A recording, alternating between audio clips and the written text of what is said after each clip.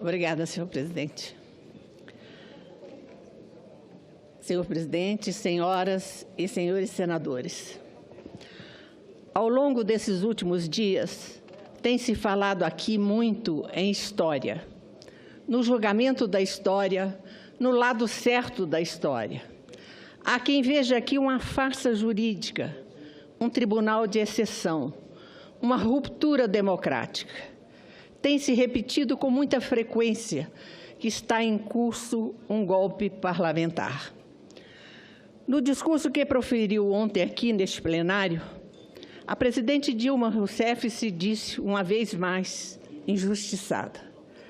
Mobilizou mais uma vez a tese da ilegitimidade desse processo penal. Em sua longa fala, fez inúmeras referências à sua trajetória e ao seu governo. Falou principalmente sobre si mesma, pregou principalmente para convertidos e confundiu o futuro do país com a continuidade do seu mandato. Vem sendo este o argumento subjacente da defesa. Afirmam que a denúncia está viciada. Se não está viciada, que é improcedente. Se não é improcedente, que não constitui crime de responsabilidade. Se constitui crime de responsabilidade, que não há autoria da presidente afastada. Se há autoria, que não temos nós, no Senado Federal, autoridade para suspender um mandato concedido por 54 milhões de brasileiros. Se a autoridade é reconhecida, que não temos o direito porque assim determina a história. Há uma tentativa sistemática de desacreditar todo o processo, de desautorizar o Senado Federal como instância responsável pelo julgamento da presidente da República por crime de responsabilidade, de confundir a opinião pública ao personificar na presidente o Estado democrático de direito. Mas a presidente, claro está, não é o Estado democrático de direito. Ela não é o Brasil. E, sobretudo, embora a presidente da República não está acima das leis. E é exatamente essa questão que está aqui em discussão. Não estamos discutindo se o impedimento de um presidente atenta ou não contra a soberania das urnas. Não estamos discutindo se essa casa tem ou não legitimidade e autoridade para cassar um mandato conferido pelo voto popular. Isso está posto pela própria Constituição. O que estamos discutindo aqui é se houve ou não um crime de responsabilidade pela qual a presidente deve ser definitivamente afastada de seu mandato. Afastemos, pois, de início essa provocação. O que está em julgamento hoje não é o Estado democrático de direito. O que está em julgamento hoje não é o respeito à soberania popular. O que está em julgamento hoje são os atos concretos do presidente da República, que, segundo a denúncia, violaram os princípios da economicidade, do equilíbrio das contas públicas, da transparência e da moralidade administrativa. E vejam, senhores, as consequências dessas violações. Pesam hoje sobre os ombros de todos os brasileiros, do mais modesto cidadão ao grande empresário. Como não perceber o aumento elevado do endividamento público? Como não perceber a perda de credibilidade e do grau de investimento do país? Como não perceber que vivemos uma crise fiscal e econômica sem precedentes na história do Brasil? Como não perceber o desemprego na casa de 12 milhões de trabalhadores? Crescimento da informalidade na economia, queda drástica no consumo, incluindo alimentos e remédios. Este é o legado da irresponsabilidade fiscal. O que está em julgamento aqui, hoje, é sim a abertura de créditos suplementares e a realização de operações de créditos ilegais.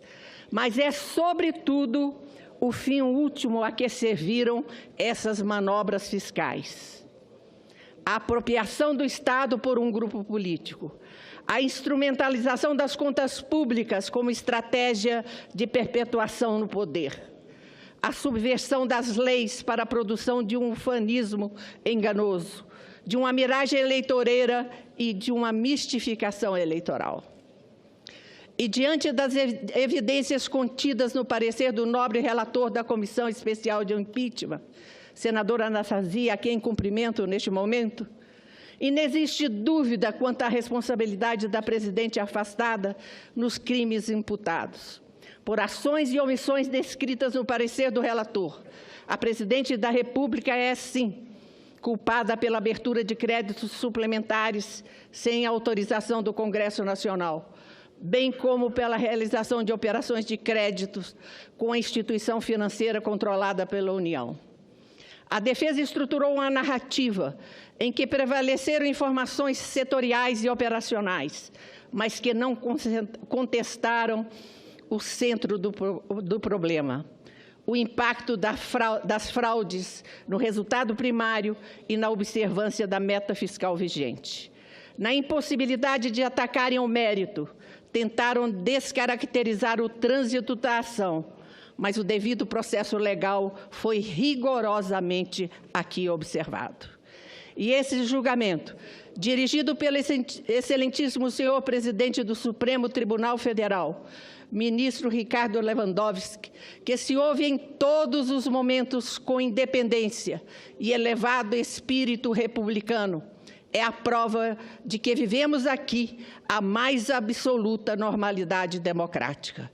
Por isso, senhoras e senhores, companheiros, pela legitimidade e pela legalidade do processo que agora encerramos, por estar convencida da tipicidade, da materialidade e da autoria do presidente da República nos atos de que é acusada, e para que este país tenha a chance de ver resgatadas as condições políticas para dar seguimento à estabilidade econômica, para que o sistema político aprenda a reconhecer no estelionato eleitoral um crime que não pode se valer da impunidade, para que o Congresso Nacional tenha confirmado a sua disposição e a sua coragem para investigar e julgar, até as últimas consequências, o próprio presidente da República, em face de qualquer denúncia de crime de responsabilidade, para que os cidadãos deste país aprendam que ninguém,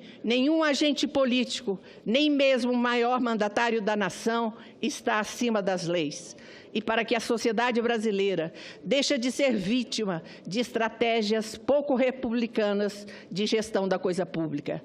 Reitero aqui, senhor presidente, o meu voto a favor do impeachment da presidente da República, Dilma Rousseff. Era o que eu tinha a dizer. Agradeço a vossa